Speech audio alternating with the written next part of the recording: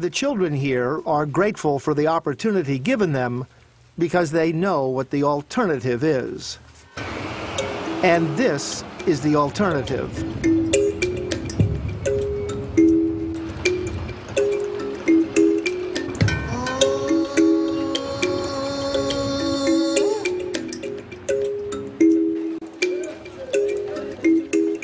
The streets of Lusaka, Zambia's capital, home to 75,000 orphans. AIDS orphans used to be taken care of by their extended families, but no longer.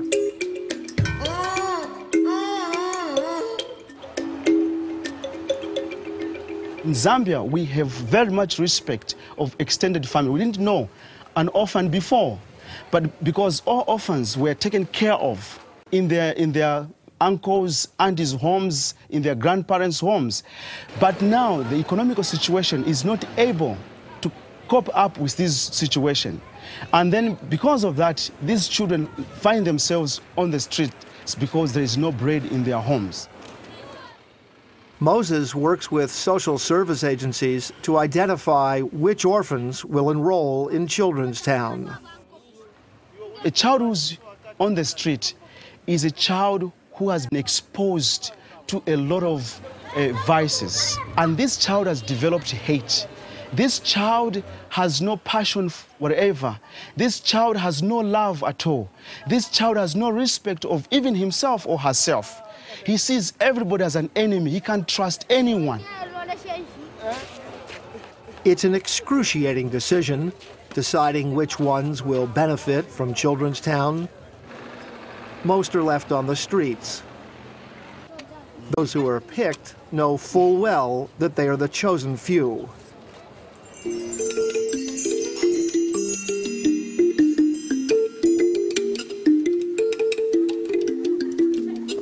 At 1 o'clock in the afternoon at Children's Town, practical skills are taught, such as art, business, and farming. But are we sure this weed is not going to choke our maize? It is so good. Alpha Kabamba runs the skills training program. He's proud of much here, particularly the 10 hectares of corn the children are growing. We are trying to help the children understand that with their hands, they can be able to feed themselves. So that's the whole concept, because even when they graduate, they should think in the same way. We are doing things here. The way we've organized our farm is such a way that the corn, that's our staple food here. Then besides that, we have cash crops like paprika, cotton, and soybeans. Money raised from the cash crops is sending 57 students on to high school, which is not free in Zambia. Alpha runs the animal husbandry program as well.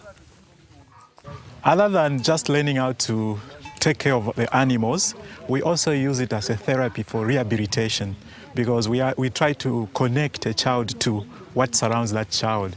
We tend to help them to love the animals because in the streets where they came from, they never appreciated anything that is surrounding them. But when they come here, we try to connect them to nature. Besides that, we are also using it for our consumption. So we are able to subsidize our budget. And then also for their well-being afterwards, when they have graduated, they are able to replicate what they are learning in the Children's Town and be able to practice that, especially those we've resettled back in the villages. Moses dreams of increasing the farming into a commercial operation so Children's Town can become self-sustaining. He wants to get electricity and an irrigation system to these fields. Now, out of our own hands, we are able to feed ourselves all year round on 10 hectares. What more if I have machinery? That doubles it. In 1992, you had no electricity. No way. You now have electricity. We have electricity. But you need to get it to your field. To our fields. We need it in the animal production, the piggery, in the poultry. We can grow cash crops, which we can export, because there's so much that we can do in this country. But we need entrepreneurs, and the children already have become entrepreneurs. In the afternoon, Moses and field officers from Children's Town visit a local village as part of their outreach program to help identify orphans. The idea is to help these villages take responsibility for their orphans and to inform them of the children's rights. We are in Chilikwela village in Marambanyama area. This is one of the villages where we have brought children's town activities to assist the orphans and vulnerable children, and mostly those that have been orphaned of HIV and AIDS. How many children are orphans in this village? We have a number of 60 orphans in this village. 60 orphans? 60 orphans. Out of a population of how many? Out of the population of 2,500 men, women, and children. 7 children from this village attend Children's Town. The others go to public school. But Moses finds that some are not attending any school at all. Out of 45, now we have 15 who are not going to school. So when I am able to stand in front of these local headmen, I'll say, the greatest enemy ever you can have is ignorance. We are going to reach 4,000 children in the district.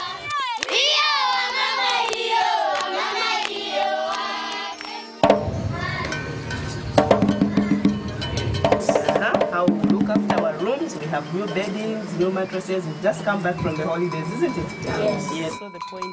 Toward the end of the day, Audrey meets with her family to discuss any concerns they may have, from difficulty with a math assignment to a disagreement between 2 children. It's the kind of love and attention any child would want, and these children in particular remain thankful. The time when I came here, I didn't know anything about myself. By now, I've been taught how to read, how to write, how to welcome the visitors, how to pray with my friends, sharing good ideas. So I've learned more things in Children's Town, yes.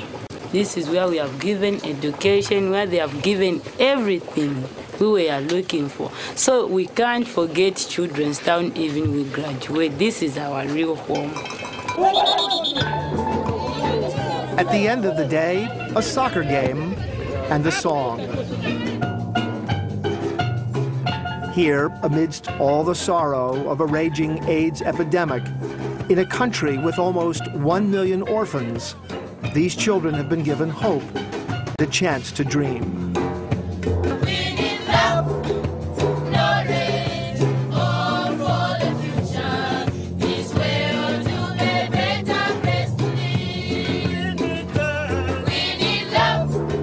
Children's Town is actually a model. From the very beginning, that we develop a model that if we run it effectively, we at the end are satisfied with producing a citizen, because this industry will be happy if the product is quality and the customers are happy. And I see that also in children, that at the end of the day we have a citizen who is responsible after passing through Children's Town.